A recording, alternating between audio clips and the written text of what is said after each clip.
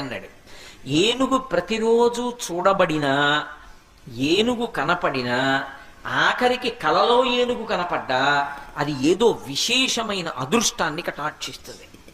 ఏనుగు ముఖాన్ని ఒకసారి చూస్తే చాలు ఐశ్వర్యం కల్లా పీడ పోతుంది. అంత గొప్పది ఏనుగు. ఎందువలన అంటే ఏనుగు యొక్క కుంభస్థలంలో లక్ష్మీదేవి ఉంటుంది. అందుకే ఒక చక్రవర్తి వెళ్ళాలి అంటే ఏనుగు యొక్క కుంభస్థలానికి దగ్గరగా అంబారీ కట్టి కూర్చోబెడతారు. ఎందుకని? ఆయన చక్రవర్తి కాబట్టి లక్ష్మీ స్థానం మీద పెడతాడు.